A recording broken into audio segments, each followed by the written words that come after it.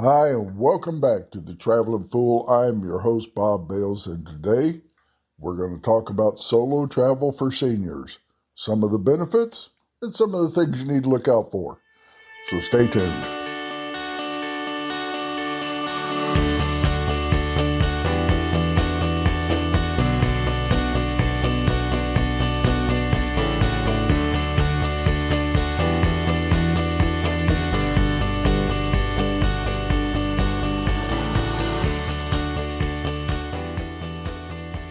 Hello, and welcome back to the Traveling Fool. I'm your host, Bob Bales, and today we are talking about solo travel for seniors.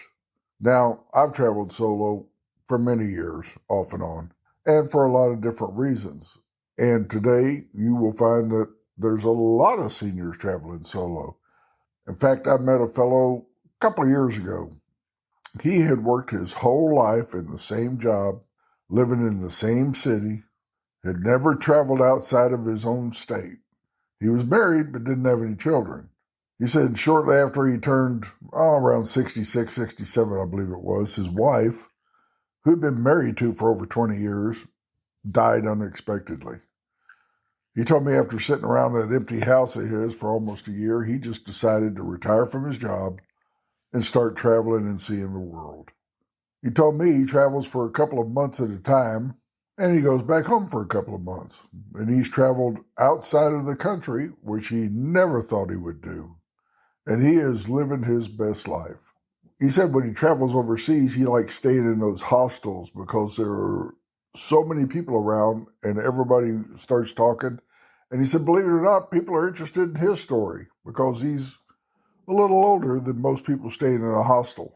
So that's just one of the people that has decided to live his best life by starting to travel and travel solo. Now, I will tell you in my own case, the reason I travel solo a lot was for many years I worked overseas as a contractor. And due to tax benefits, I could only be in the States so many days a year. So what was I going to do on the rest of my time off? Well, I traveled to other countries for a week or two at a time. And then I would go back to my contracting job. And since I stopped doing that, I still travel solo a lot. And yes, I'm married. And the reason I do is me and the wife have totally different thoughts about travel. Her idea is she likes to go to a nice resort or an all-inclusive, wake up around 10 o'clock in the morning, maybe have something to eat, take a nap, get up later and go hang out by the pool, have a few snacks, go to dinner somewhere, and maybe once or twice during the trip, wander off the property and go see something. My idea of travel is totally different. I don't care where I stay as long as the place is safe and clean and got hot water. I like hot water. I hate cold water showers. I wake up in the morning around 5 or 6 o'clock and I leave. And I go out and explore the town and I don't come back until around 10 or 11 o'clock at night. Go to sleep, wake up the next morning, and I'm gone again. So I really don't care about the hotel. Now, nice hotels are nice, and I will spend some time in one, but my idea is to get out of the hotel and go see things. And she just does not want to do that. So our ideas for travel are totally different. But nowadays, you will find that more and more seniors are traveling solo. And there's a couple of reasons for it. Well, seniors have more freedom, more time, and more resources since they retired. It's just easier for them to travel. I looked up a few statistics, and 25% of women age 65 and up travel solo. In fact, 84% of solo travelers are women. So the women are leading the way. They're getting out there and going places on their own. 63% of travelers 50 plus are planning to travel domestically in the next year or two. Now, when it comes to the most popular destinations or the most visited destinations for seniors who travel or travel solo, or even just seniors in general, I could not find any stats.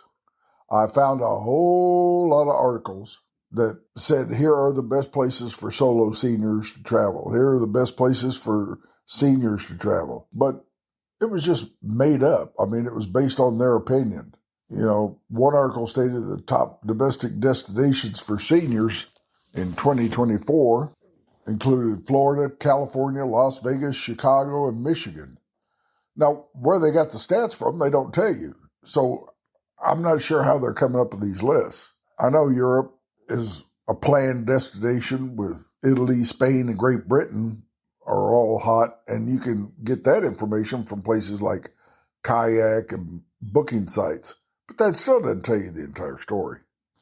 And like I said, I found a lot of articles stating where someone thought the best destinations to travel were. And each one was either a list of places where they may have been or a list based on some made-up criteria for what they thought seniors needed. So here are my thoughts on the best places to travel for solo travelers. I've traveled to Asia and Europe and all over the United States solo. So there's your list. It's basically wherever you want to go. There is no best place. Some places are a little better than others. I'll give you an example. I went to Nepal. Beautiful country. Always wanted to go there. Actually went there a couple of times. And it is challenging for someone like me who has bad knees. My knees are shot. I mean, they are in tough shape. Walking on flat, straight ground, I'm all right. Going up and down hills and stuff, it tears them up. So it is a challenge in Nepal. I just wore knee braces. But there are some places that are a little easier to get around. And that's what you got to look at when you travel. What do you think you can physically do, physically not do, or just not interested in doing? If you're the adventurous type, there's all kinds of places you can go. When I was in Thailand, saw a lot of solo travelers, male and female, over 50. When I was in the Philippines, saw a lot of solo travelers, male and female, and a lot of senior couples who were there. Same thing in Europe. I spent 30 days in Prague one time. The wife flew over and met me for about a week. Then she went back to the States, and I spent the next 3.5 weeks just roaming around Prague and the Czech Republic, just seeing everything I wanted to see. And I met a lot of folks there who were traveling solo, both male and female. So there is no good place or bad place to go. It's where you want to go.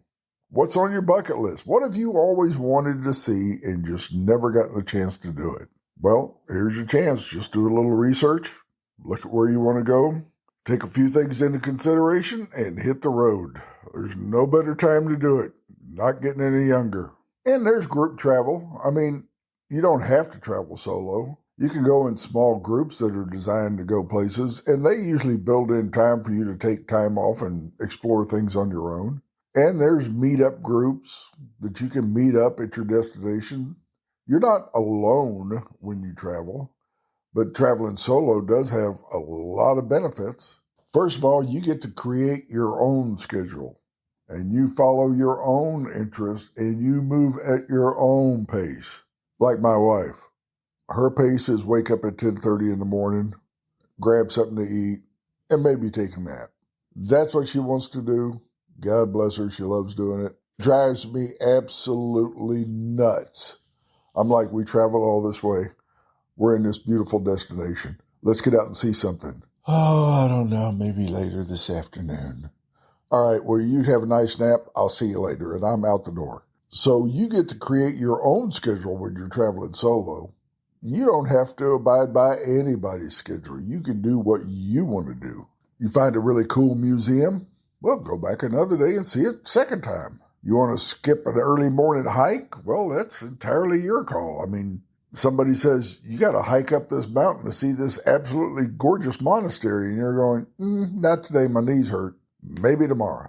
You can do whatever you want to do. You're not bound by a group doing something. Traveling solo also fosters independence and encourages you to try new things. If you're out there by yourself, you get to interact with locals, whether it be in the States somewhere or traveling overseas. You get to mingle with people. You get to ask them questions about where's a really nice place to eat lunch at? Or where would you suggest I go if you had a friend visiting from out of town? Where would you tell them to go? And you will find that they have just a wealth of knowledge that you're not going to find in some guidebook somewhere. Also, I found that when you travel solo, You're more approachable, making it easier to connect with the locals and experience destinations authentically. People have a lot easier time coming up to you and saying, "You're not from here, where are you from?" And you just strike up a conversation. I've had great conversations with people all over the world that have told me about some fantastic places to go, to eat, to see, places to experience that I would have never known about had we not had that quick chat. And if you haven't traveled much, some people get really nervous about traveling overseas, especially if you're traveling alone. You're like, well, I don't know the language. Oh, I've never been there. Trust me, it's not that difficult. I have never had a problem traveling anywhere in the world.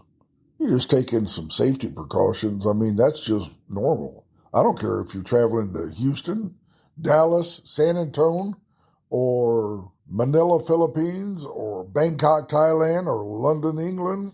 It's all the same. Just take in some safety precautions. But as far as language barriers and things, you will find a lot of people overseas, international locations, they speak English. Or they speak enough English that they can get by. And there's nothing stopping you from learning a few words in the language of the location you're traveling to. If your goal is to travel to France and you plan for 8 months to take that trip to France, well, you've got 8 months to learn a few words of French so you can get around. And with all the apps and software out these days that help you learn foreign languages, it's not that difficult. And with the phones these days, there's translation apps built into your telephone. I've got one built into mine. I can say something in English, it translates it into the foreign language. So there is really no excuse for language being a barrier. And remember when I said that it fosters independence when you travel solo? Well, traveling to a foreign country definitely fosters independence because you decide where you want to stay, whether you want to stay in a hotel, a nice one, a medium-priced one, a condo, a weekly rental. How are you going to get around town? You're going to walk, you're going to hail taxis, you're going to rent a car for the week.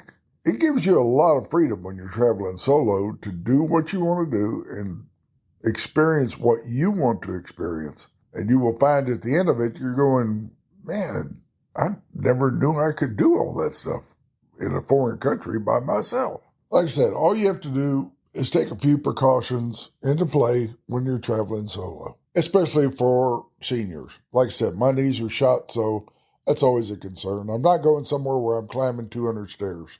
If it's got a road, I'll take a car, I'll meet you at the top, but I'm not climbing stairs. Not going to do it. But there are a lot of senior-friendly, solo-friendly destinations. What you want to look at, is it a safe area? Is it a walkable city? You know, Houston is not a walkable city. A lot of cities in the United States aren't because they're spread out. They're built for cars and traffic. You go to Europe, you go to Asia, there's a lot of walkable cities. You could be close to downtown and walk around the entire town. Is it an English-speaking country? Now, we've already said that you can get apps, you can learn the language, but it does help if they do speak your language. But don't let that be a deterrent to go just because they don't speak English. Like I said earlier, the destinations, I've traveled solo all over the place, so there is no right or wrong destination. It's just, does it fit your needs? Like I said, I'm not walking up 200 flights of stairs. Domestically, well, national parks and state parks are always friendly places to travel solo. You can rent cabins, you can go out camping, and there's all kinds of towns in North America that are good places to go for solo travelers who are over 50. But if you're traveling solo, you want to stay safe. You want to keep connected with the family. Give them your itinerary. Not what you're going to be doing every second of every day, but tell them where you're going to be. Hey, I'm traveling to London. I've got a reservation at this hotel. I'll be there for a week. Here's my phone number in case you need to reach me. Here's my emails in case you need to reach me. In fact, I'll be gone for 2 weeks. I will check in with you once a week just to see how things are going back home. That way, you've got a connection with your family back home. You don't want to take a lot of valuables with you. It's always amazed me when people travel, they carry all their jewelry with them. I'm really not sure who they're trying to impress. You don't need to take jewelry with you unless you're going to a gala somewhere. I mean, why take necklaces and earrings and rings and jewelry and expensive watches? And I'm not sure who you're trying to impress. The more stuff you take like that, especially to a foreign country, you're just begging to be robbed. Why take it? Leave it at home. Whatever valuables you do take, keep them secured. Keep them secured in your hotel room. Keep them locked in your luggage. Make sure you use travel insurance, especially if you're traveling overseas. Travel insurance plays a huge part. It covers everything from interrupted trips to emergency evacuation in case you get ill or injured to you name it. I mean, there's all kinds of policies out there. Find a good one. They're not that expensive, and just get it. And like I said, there's apps for translations. There's also apps for navigating your way around town. There's apps for emergency help. There's emergency apps that you can download that'll tell you if there's anything in a political situation that might go wrong. It notifies you, hey, there's trouble over here, or whether bad weather's breaking out. So just download the right apps and stay alert. As far as accommodations, whatever suits you the best. I've stayed at guest houses where I had a blast. I mean, I stayed at a guest house in, Macedonia. I think it's called Northern Macedonia now or something, but back then it was Macedonia, right next to Kosovo. And it was fantastic. They were about my age, man and his wife. They had turned their house into a guest house. And they lived downstairs, and the upstairs was 4 rooms that they rented out. I wound up having great conversations with him, drinking homemade wine that he had made, and he's telling me all about the town and what used to be there, and I had a great time. I've rented condos because they were less expensive, bigger, and I could cook my own breakfast in there. I could stay at a condo for a week, a lot cheaper than I could stay at a hotel, and it was nicer. So there's all kinds of different options you have. But look at things like guest houses or boutique hotels, because you do get to meet a lot of the locals that way. And you can join a tour at the destination you're at. You don't have to just wander around on your own and discover things. When I was in London, I went on a walking tour of Jack the Ripper's haunts. There was a guy who was hawking a sign outside of the Tower of London. It was Jack the Ripper tours. I asked him how much. It wound up being something like $10. And it was a 1.5 to 2 hour walking tour of Jack the Ripper's haunts. The guy doing the tour was a retired Scotland Yard detective, and his hobby was researching Jack the Ripper. It was a fantastic tour, and there was about 10 of us. We did a walking tour. But I was traveling solo in London at the time. So you can find little tour groups, whether they're day tours or something else, where you can interact with people and go on places with a group. You don't have to experience everything on your own. So the bottom line is, get out, do a little traveling. You're not getting any younger. Don't have to worry about traveling solo. And if you have somebody to travel with, fantastic. If you don't, get out there on your own. It's not going to kill you. You're going to have a blast. If you're a little worried about making a big overseas trip, travel solo somewhere in the States for 4 or 5 days. Dip your feet in, get your toes a little wet, and get ready to do some international travel next. Just figure out, where have you always dreamed of going? And then go there, because there's nothing stopping you. You might want to go with a small solo trip. Just research your destination, join maybe an online travel community, ask for some recommendations of where some good places to go, or good places to eat, or good places to stay are. Do your research, and then hit the road. Now, if you've ever traveled solo and you're a senior, drop me a line. Tell me how it went your first time. Tell me what you learned, what you liked about it. If you haven't, drop me an email. Ask me questions about it. The email is editor@thetravelingfool.com. Oh, and here's something else before we go. If you haven't subscribed to the newsletter, please do. I only put it out once a month, and sometimes it doesn't get out, so you get one every 2 months. To subscribe to the newsletter, just go to thetravelingfool.com, sign up for it.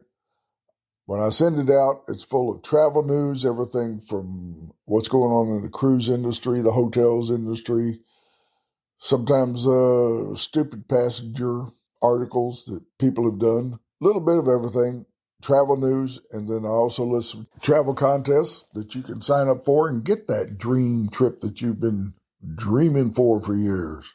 It's not very long. And like I said, I only put it out once a month. So sign up for it. And if you have any questions, drop me an email. If you have questions about traveling solo, where to travel, or if you've got a trip planned and maybe you want to know something about it, chances are I've either been there or I know somebody who has. And who knows, if you share your story about someplace that you travel to solo, we might feature it in one of the upcoming episodes. So until next time, safe travels.